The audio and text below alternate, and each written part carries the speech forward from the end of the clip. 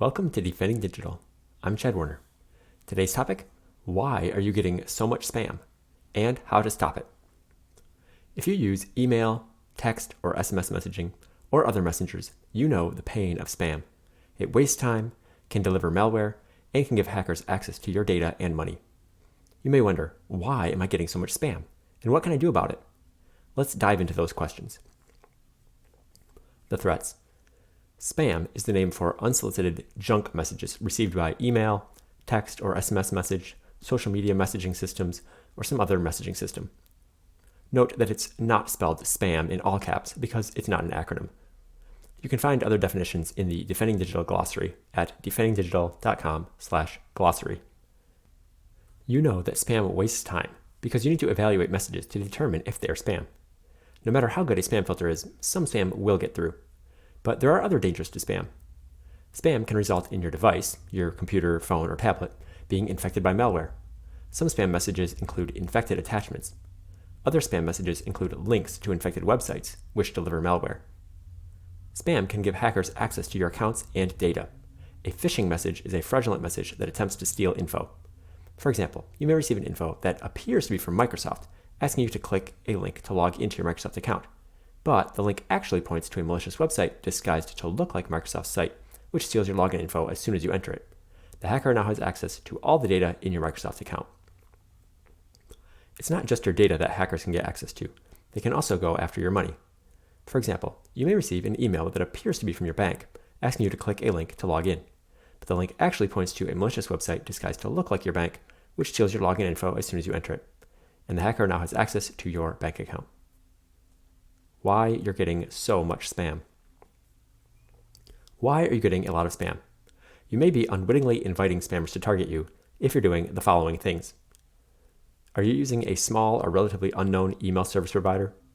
Not all spam filtering is created equal, and small providers may not have the best spam filtering technology, or they may charge you extra to get it. Do you publicly post your email address or phone number on social media, forums, websites, etc.? Spammers use spam bots, software, to harvest email addresses and phone numbers from the internet. Do you sign up for newsletters or enter giveaways and contests? Companies may sell or give away your contact info to others to market to you. Do you click links in obvious spam? If so, you may be confirming to spammers that your address or number is owned by a live human. Do you click the unsubscribe link in obvious spam or text stop to spam texts? This too can confirm your address to spammers. Do you reply to obvious spam, asking the sender to stop contacting you? This too can confirm your address to spammers. Unfortunately, these practices could be increasing the amount of spam you receive. How to increase your security. Let's look at the steps you can take to reduce the amount of spam you receive in the future. Then we'll look at how to handle spam you've already received. How to prevent future spam. Giant email service providers such as Google's Gmail and Microsoft's Outlook.com and Hotmail tend to have effective spam filters that let very little spam through. When possible, use a service with solid spam filtering. Don't publicly post your email address or phone number on social media, forums, websites, etc. If possible, completely avoid including your email address or phone number in profiles and websites. If you must include them, use the privacy settings to minimize the number of people who can see them. If you have a website, don't put your email address or phone number on it, if possible. It's better to put a contact form on the website, which people can fill out to contact you. As much as possible, avoid giving your email address or phone number to companies. If you must give an email address, consider setting up a separate junk email account to protect your main email address. You can also set up an internet phone number using Google Voice or a similar service to protect your main phone number. Don't click links in obvious spam. Some websites will protect your email address by offering an email relay. Whenever a site offers a relay option when communicating with strangers, use it. For example, when you post on Craigslist and someone views your post and clicks reply to contact you, the email address they see looks like RCC9LA and a whole string of letters and numbers at sale.craigslist.org. When the buyer emails that address, Craigslist routes the email to you. When you reply, the buyer sees your email address as something like RCC9LA, a whole bunch of letters and numbers at reply.craigslist.org. This protects both parties from seeing each other's email address. You've seen emails that have an unsubscribe link at the bottom. and you've received texts that say, reply stop to opt out. Will these options stop spam?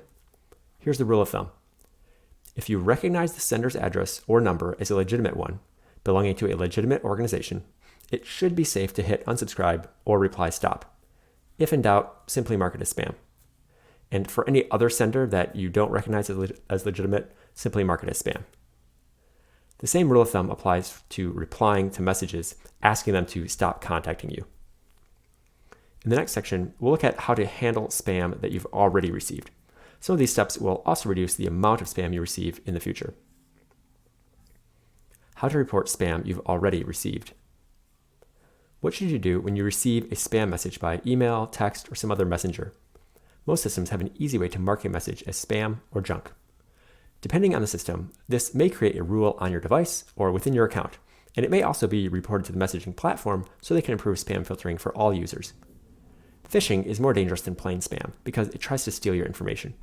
Some systems have a special way to report phishing, and I recommend that you use it to help protect others. For example, in Gmail, you can open a message and then in the top right, next to the reply button, click More, the 3 vertical dots, and then Report Phishing. If you want, you can forward phishing emails to reportphishing@apwg.org to be analyzed by the Anti-Phishing Working Group. You can also report them to the FTC, and I have a link for doing that in the blog post at defendingdigital.com. Usually, marking a message as spam and blocking the sender are two separate actions.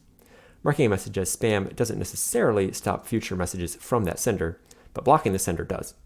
Unfortunately, spammers often change the address or number that they send from. Let's look at how to report spam in a few popular platforms. Gmail. If you're using Gmail on the web, when you're looking at a list of emails, you can check the box next to the message and then click the Report Spam button at the top of the screen. If you're using the Gmail mobile app, you select an email and then in the top right, tap More, the 3 vertical dots, and then Report Spam. In Outlook.com, you select the email, then in the top toolbar, click Junk, or it might say Spam, and then Junk again, or Spam again. In Android messages, you touch and hold the conversation you want to report, then tap Block, then Report Spam. In Apple messages, if you receive a message from someone who is not in your contacts, you can tap the Report Junk link that appears under the message. You can also report spam text or SMS messages to mobile carriers. To do that, you just select or copy the text message and then send it to 7726, which spells spam. This works for AT&T, Verizon Wireless, T-Mobile, and Sprint. You can also report spam on social media platforms. I have links to instructions for how to do that in the blog post at defendingdigital.com. And the instructions that I have there are for Facebook, Instagram, Twitter, LinkedIn, Snapchat, and TikTok. You can find others by searching the web for How Report Spam and then the name of the platform. For example, How Report Spam Meetup. What you should do. 1. Use services with strong spam filtering whenever possible. 2. Don't publicly post your email address or phone number on social media, forums, websites, etc. If you must include them, use privacy settings to minimize the number of people who can see them. 3. Avoid giving your email address or phone number to companies as much as possible. If you must, give a junk address or number. 4.